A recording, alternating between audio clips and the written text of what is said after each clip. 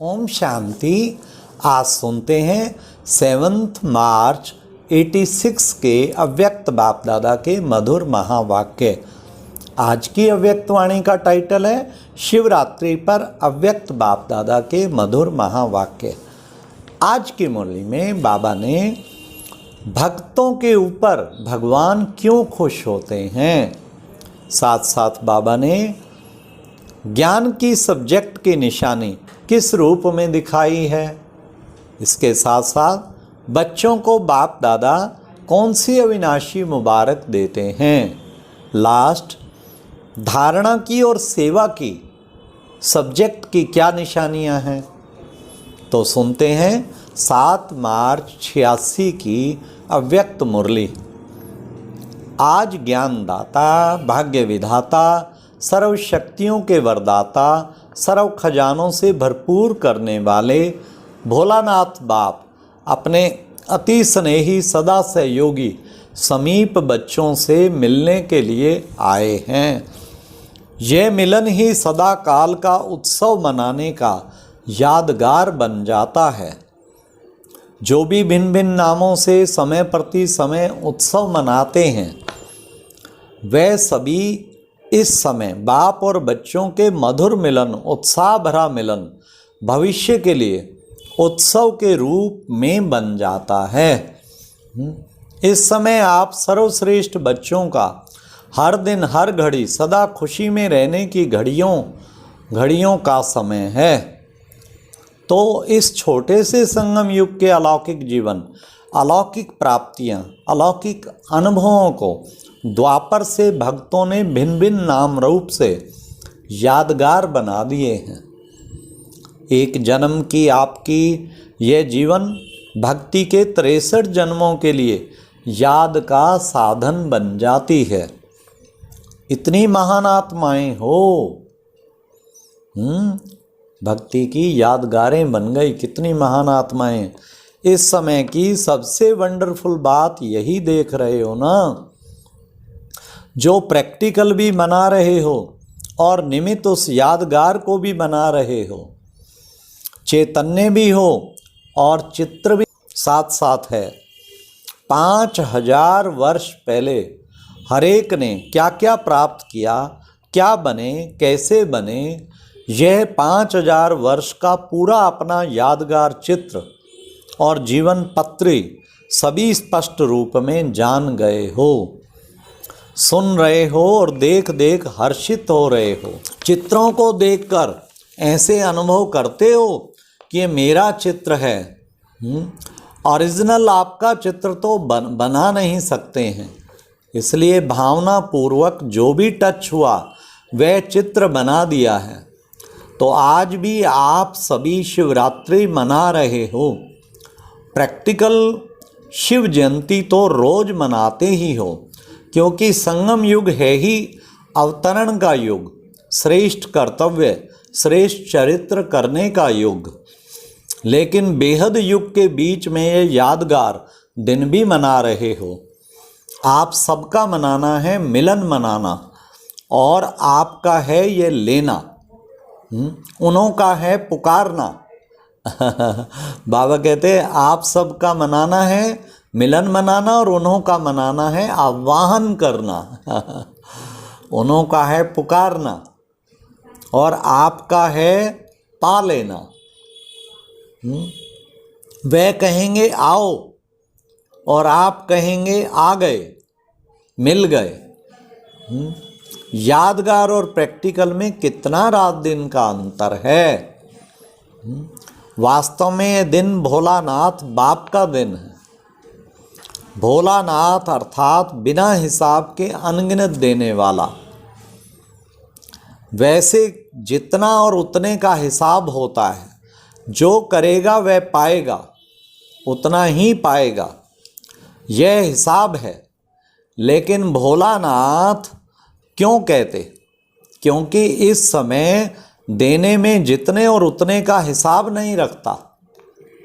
एक का पदम गुणा हिसाब है ना, तो अनगिनत हो गया ना। कहाँ एक कहाँ पदम, पदम भी लास्ट शब्द है, इसलिए पदम कहते हैं। अनगिनत देने वाले भोले भंडारी का दिन यादगार रूप में मनाते हैं।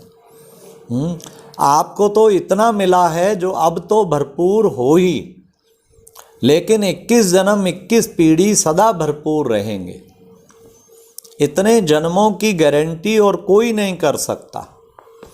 कितना भी कोई बड़ा दाता हो, लेकिन अनेक जन्म का भरपूर भंडारा होने की गारंटी कोई भी नहीं कर सकता। तो भोलानाथ हुआ ना, नॉलेजफुल होते भी भोला बनते हैं, इसलिए भोलानाथ कहा जाता है।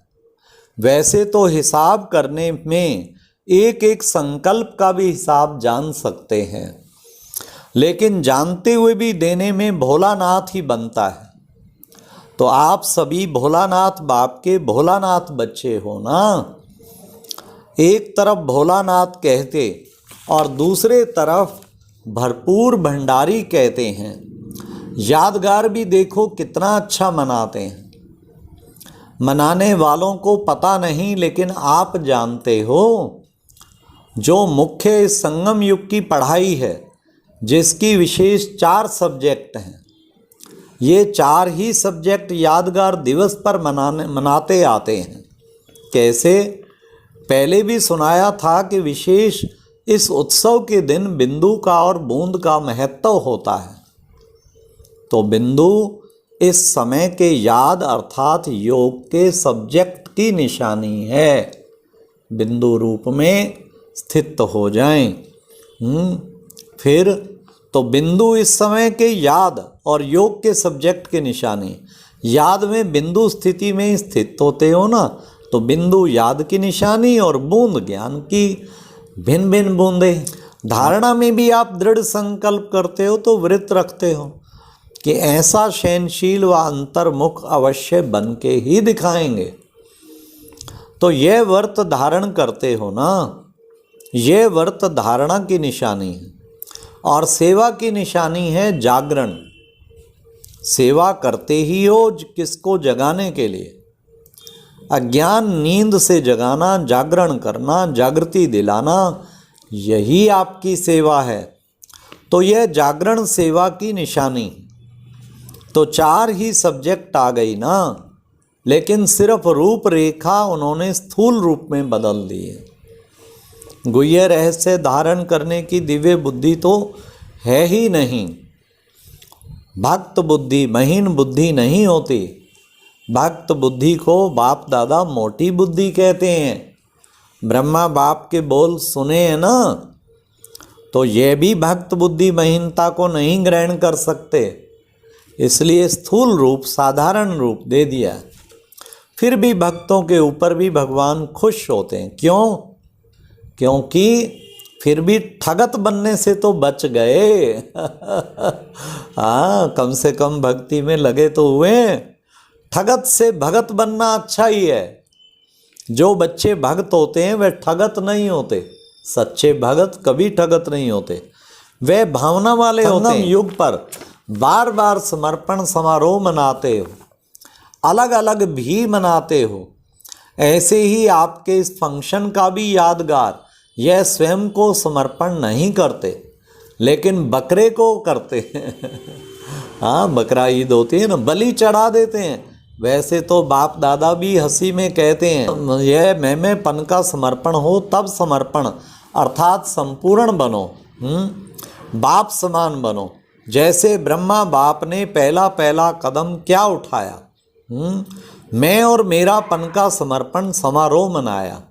किसी भी बात में मैं की बजाय सदा नेचुरल भाषा में, साधारण भाषा में भी बाप शब्द ही सुना, मैं शब्द नहीं सुना। मैं कर रहा हूँ नहीं, बाबा करा रहा है, बाबा चला रहा है। मैं कहता हूँ नहीं, बाबा कहता है। हद के कोई भी व्यक्ति या वैभव से लगाव, यह मेरापन।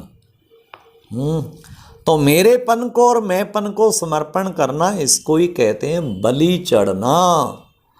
बलि चढ़ना अर्थात महाबली बनना।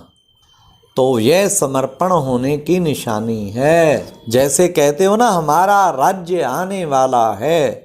तख्त पर तो एक लक्ष्मी नारायण बैठेंगे। एक समय पर तो एक ही तख्त नशीन होंगे ना, तो फिर भी आप लोग क्या कहेंगे, आधा कल्प हमारा राज्य है। ऐसे नहीं कहेंगे कि लक्ष्मी नारायण का राज्य है, हमारा कहेंगे ना। ऐसे ही जो बाप के भक्त हुए आपके भी भक्त, साक्षी होकर देखो तो बहुत मज़ा आएगा। हम क्या कर रहे हैं और हमारे भक्त क्या कर रहे हैं प्रैक्टिकल क्या है और यादगार क्या है। फिर भी बाप दादा भक्तों को एक बात की ऑफरिंग देते हैं, किसी भी रूप में भारत में व हर देश में उत्साह की लहर फैलाने के लिए उत्सव बनाए तो अच्छे हैं ना।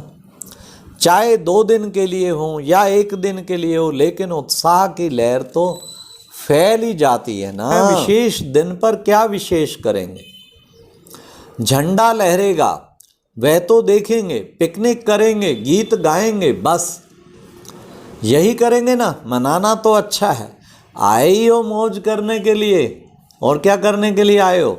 आजकल तो व्रत भी लेते हैं और फिर छोड़ भी देते हैं। जैसे भक्ति में कोई सदा काल के लिए व्रत लेता है तो कोई में हिम्मत नहीं होती। तो 1 मास के लिए, 1 दिन के लिए या थोड़े समय के लिए लेते हैं, फिर वे व्रत छोड़ देते हैं। आप तो ऐसे नहीं करते हो ना।